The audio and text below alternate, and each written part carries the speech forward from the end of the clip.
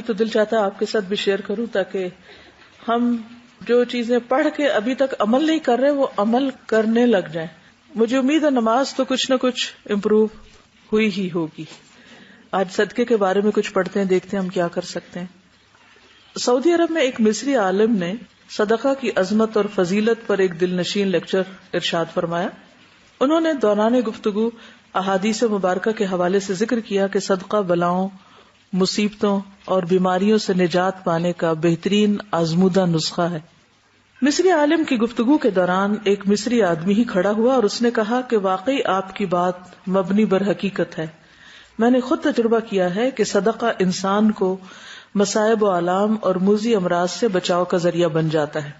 اس شخص نے اپنا واقعہ بیان کرتے ہوئے کہا کہ میں دل کے مرض میں مبتلا تھا، یعنی ہارٹ ڈیزیز تھی، اور میرا مرض انتہائی نازک صورتحال اختیار کر چکا تھا.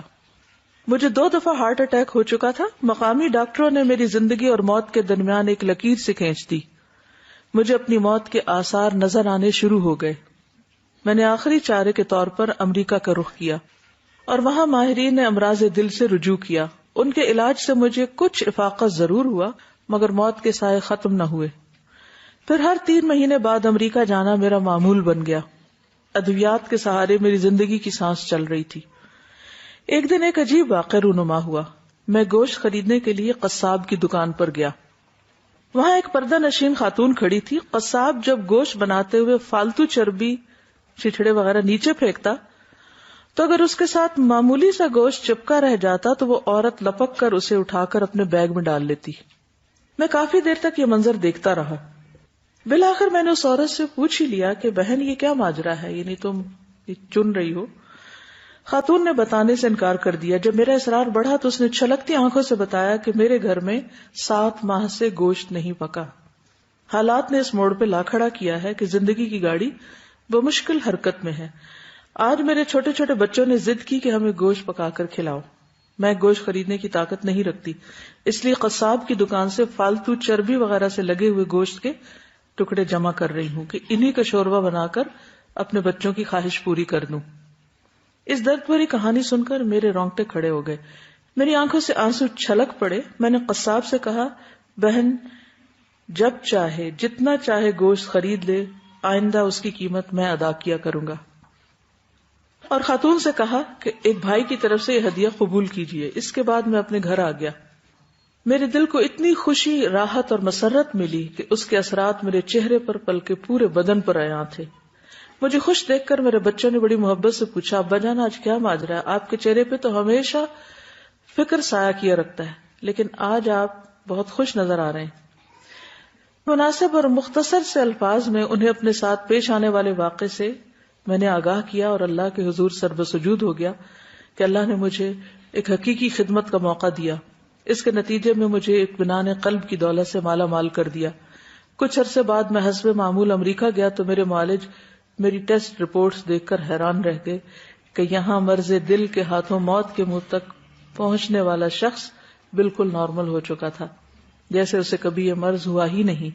انہوں نے مجھے پوچھنا شروع کر دیا کہ تم نے کون سا نسخہ اختیار کیا، کہاں سے علاج کرایا؟ میں نے انہیں بتایا کہ کسی عام ڈاکٹر اور معالج کا نسخہ نہیں بلکہ رسول اکرم صلی اللہ علیہ وسلم کا بتایا ہوا نسخہ ہے کہ صدقہ بلاؤں کو ٹال دیتا ہے. یہ کہتی ہیں کہ ان کی بہن کی کولیگ ہیں، ان کی سسٹر کا یہ واقعہ ہے کہ ان کو ایک ایسی بیماری لاحق ہوئی کہ جس میں ریڈ سیلز نہیں بن رہے تھے. تو ڈاکٹروں نے کہا اس کا کوئی علاج نہیں ہے. تو انہوں نے سوچا کہ مزید علاج کے لیے چوڑیاں وغیرہ بیچی جائیں. تو انہوں نے کہا کہ علاج کی بجائے اگر اس پیسے کو ہم صدقہ کر دیتے ہیں تو الحمدللہ کچھ عرصے کے بعد رپورٹس بہتر آنا شروع ہو گئی. کسی کی ہیلپ کرتے ہیں تو باڈی میں سے ایسے ہارمونز ریلیز ہوتے ہیں جو کہ انسان کو خوشی دیتے ہیں. یہ سائنٹیفکلی پرووڈ ہے. اور جب انسان کے اندر خوشی ہوتی ہے تو وہ چیز اس کے باڈی کے بیلنس کو اور بیماری کو بھگانے میں بہت زیادہ کردار ادا کرتی ہے. اپنے آپ سے پوچھے میں نے کب لاسٹ ٹائم صدقہ کیا ہے. ہم سب اپنا اپنا محاسبہ کریں کیونکہ یہ ہمارا اور اللہ کا معاملہ ہوتا ہے نا، کسی کو بتا کے تو نہیں کرنا. جی تو میں گاڑی میں بیٹھنے لگی تو ایک دم سے میری بیٹی کہتی ہے ماما وہ دیکھیں بابا جی آ رہے ہیں مجھے صدقے کے پیسے دے نا. تو میں نے اسے پیسے دیے اور اسے صدقہ کیا.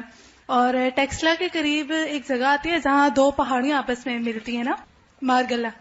تو وہاں پہ ایک ٹرک آ رہا تھا، اس نے مطلب ہماری گاڑی کو اتنا زیادہ وہ کیا کہ مطلب ہمیں یہی تھا کہ اب نہیں ہم بچیں گے. اور 3 دفعہ اس طرح سے ہوا. اور جب میں وہاں پہ درس کے لیے بیٹھی چیئر پہ تو میرے منہ سے لفظ ہی نہیں نکل رہے تھے کہ میں ڈر گئی تھی اندر سے کہ میں نے موت کو اتنے قریب سے دیکھا.